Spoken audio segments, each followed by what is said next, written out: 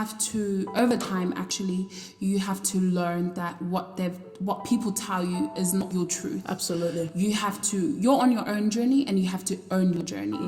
And so for me, it was just more so being comfortable in my own skin, and just releasing myself from all the negative energy and vibes around me, and being the author of my own journey and being the author of my story. Because like I said, the narrative that you're writing for yourself, you have the power and you have the control of how you want your chapter to end. Yeah, and I think with me, because I used to be a bit sensitive. I never used to show it, but I used to be very sensitive to things. Too. And you could say something like it was a joke, and I'd get angry. Yeah. And it all linked to the whole, to my past experiences, and I had to literally detach myself. Yeah. You're going to hear a lot of these words in my next podcast, but I had to detach myself from everyone, because you need to really believe that the power is within, and because I used to blame everyone. I used to be like, this person made me feel this way, that's why I'm like this. No one can make you feel a certain way unless you allow them to. Yeah, 100%. So the way I got picked on in primary school, I got bullied in primary school, I got called racial slurs, everything. And it sort of, it altered the way I saw myself and also saw my culture. And it wasn't until I actually one day, like you did, I sat down and I went, I want to see myself in a positive way. I could vision myself as the person I wanted to be. Yeah. And it's about writing that down as well. Everyone knows who they want to be. Regardless of what you've gone through, you know who you want to be. You know how confident you want to be. And you have to truly sort of sit down and write down your characteristics. What do you like about yourself? 100%. And it's not about everyone else. It's not about what they think. It's so important that you realize that what you think about yourself is more important than what anyone else thinks. Yeah, definitely. It's how you treat yourself and feeding into your positive thoughts, that is what will ultimately affect your relationship with yourself and those around you.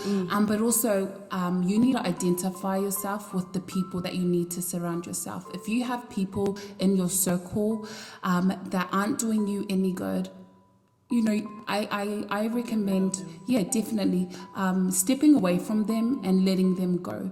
Because if you want growth, you have to drop those people off and keep moving. If you want your change, you have to keep it moving, because at the end of the day, if you want to see your change, you have to, like I said before, you have to be your change.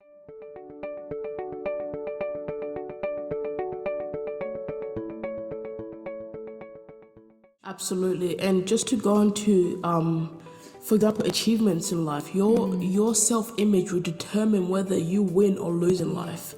For example, before I probably lost everything. I had no job, no motivation for uni. I used to play video games all day, and I saw myself in such a negative life, in a negative light.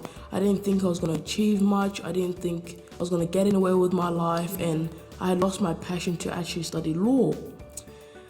And it wasn't until I think it took a lot. It took about 4 months for me to renovate myself and renovate my thinking, because what I was trying to do before, I was trying to change my outer world without changing my thinking.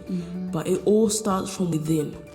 I had to sit down and I had to learn to love myself. I had to take care of myself and take myself out sometimes, and there was a lot of my past that had been stored in my subconscious that I found had altered the way I did things.